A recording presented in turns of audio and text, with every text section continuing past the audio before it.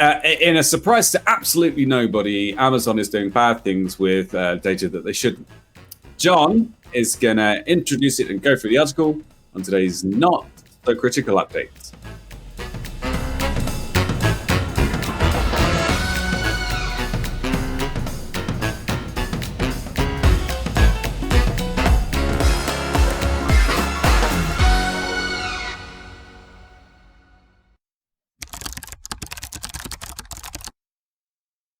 We're going to talk about Amazon. We're going to talk about Ring, the little surveillance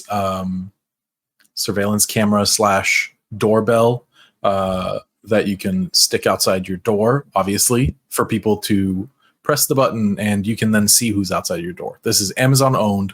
And what happened was that a few years ago, police really wanted access to Ring videos. And it picked up some steam because I believe police served Ring, the company, they served them subpoenas for the data, and there was this whole thing, and they ended up getting the footage that they wanted. But of course, the owner was made aware. Now, it's been released, news about this has been released, that Amazon actually just provided police footage without the owner's permission or knowledge, and that's really fucking scary. Like, this kind of sets a precedent for the other Amazon devices, right? Now, here's the excuse. This is because we always take small steps towards destroying individual privacy as countries and nations, and this was a small step. What's the next step? Is it going to be Alexa? Is it going to be the Echo bot that goes around your house? Which new product? Is it going to be Eero, the routers that were bought by Amazon? Which is the next step that we're going to take to erode our privacy further? So I don't know if you guys saw this, but there was I don't know if it was in the articles, but no, it wasn't in this one that you sent, Mike. But they actually have a law enforcement form, like a with the Amazon branding and everything. It's like when you go to check your order history, there's a thing where law enforcement can fill in the details of what they want to know and from which person and everything. And then underneath it, there's a big sign, a big button that goes emergency request. And it's a big, takes you straight to like a Google form or something like that, which I guess is a kind of higher priority request that gets straight through and probably okayed straight away, I would imagine. This form has a name. I guess it's probably just Amazon branded. All like internet service providers and cell providers have that same form for law enforcement. I didn't know that. And it's meant to be used for something like, we think this person is going to harm themselves. We need access to their phone now, right? This emergency button. Or this 16-year-old is missing. We think they have been kidnapped. We need access now. However, it's fucking abused constantly. A good episode, actually. I don't know why I keep bringing up TV shows, but it says something about me, I guess. Where this is touched on is Mr. Robot. Great show. Top 3 favorite shows. Love it. Love Rami Malek. And he impersonates an officer and submits this form to, I believe, an internet service provider. And they instantly grant him, GPS access in real time, a bunch of things. So the whole Amazon branded, I don't think that's that big of an issue. Most of these big companies, Microsoft probably has one, Amazon has one, Google has one. But it is interesting, right? Like that they have, and then they also most likely have a law enforcement portal where law enforcement can go and access these things directly. It's kind of like a fast track lane to get into contact with that department. I didn't know that. Wow. Okay. But I think it actually is worse than that, though, because I think when Ring was starting, before they were bought by Amazon, even they were cultivating police law enforcement relationships with exactly this benefit. And inviting them to access the information. It's not like they were forced into this, or it was just a byproduct of what they were normally doing. Like, this was part of their actual business strategy. No, I do want to point out. I do want to point out that the actions behind what Mike just said had a good. It was good intentions. This from Ring's side. This wasn't hey. The intention was to grow the business, of course, make money, but also the most police departments, if not all, at least in America, will have a specific page for people, for civilians to go in and register that they have cameras. Mm-hmm. And the point is so that if there's crime in your area, the police can reach out to you and say, hey, we know you have cameras pointed at 123 Fifth Avenue or something. We think a crime occurred in the view of the camera. Could you check to see that? Can we check to see that? It's coming from the Ring relations. Sure, money was probably the main intent, but I don't think it was like a malicious, hey, you can surveil on us for free. Don't even mention it. Like, and tell all your other cop pals. Isn't that all surveillance? Like, that's how it starts, right? Like, so yes, there's a use case where a child is abducted in your neighborhood. Maybe your camera just happened to catch the car driving by. Sure. There's also more often somebody who's walking through your neighborhood, and if it's a white dude, it doesn't have anybody's radar. But if it's a black dude, all of a sudden everybody's turning over their Ring camera footage. So very problematic, I think, as with all surveillance, most surveillance. Agreed. However, I have a video doorbell and I love it. But do you have a ring? Or it's not a Ring doorbell. It is connected to the internet as well as my home. I assume it's a secure device. And I love seeing the Amazon guy drop off our packages. So I actually have my window here to the left looks out onto the street, and I have an Axis camera. Axis, like enterprise level security cameras. They're not smart cameras. They're not providing God knows what kind of data. It's just locally connected to a locally connected box that is in real time recording movement. And I have it pulled up. It's right here. I could access it at any time. But it's not a smart device. It shouldn't be a smart device. I shouldn't have to pass through some AWS E2 like virtual machine to get my data. And that's, I think, the big problem is the convenience factor. We're paying for these fucking devices, and we still are just handing over this super sensitive data. Yeah. I don't know. But it's so convenient. Right. It's terrible. Convenience is going to kill us all. It's terrible. I feel bad about it. I don't need it. Like, we're not really worried about home security, but Wally. That's the one where they all live in a big giant spaceship. But like anytime. So I recently, actually, I was going to tell you guys after the show, I've recently started automating my home. So for example, I can turn my kettle on for my desk. I can turn my TV on for my desk wherever I am. And it's really cool. And when I tell my friends, or when I told a certain friend, they're like, you're literally becoming like those guys on the ship in Wall-E. And I was like, that's the fucking end goal. Like, I hope so. Blow me around on this soft recliner, fat boy. Get me in. Yes. Right. So if I have to sacrifice all things I hold dear and all my values to float around on a giant ship, get that, then But I get that. I mean, Oh man, I sadly agree with you both, but I'm going to resist it as long as I can.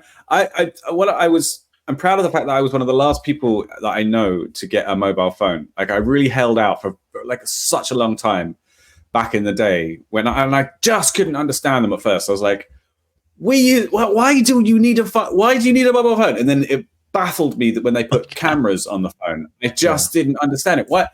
A phone that you speak to people to and you're meant to communicate with, and a camera?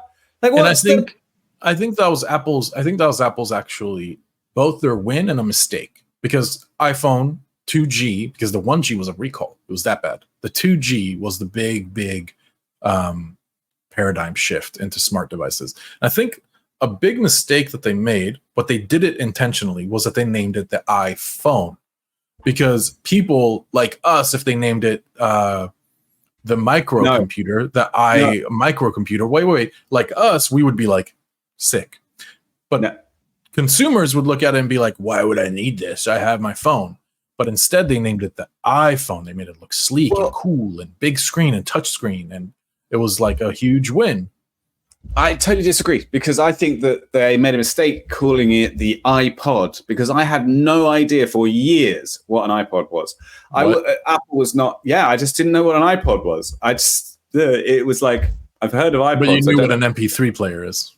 Yes, exactly. I knew what an MP3 player was, but I didn't know what an iPod was. Because Peter had a Zune.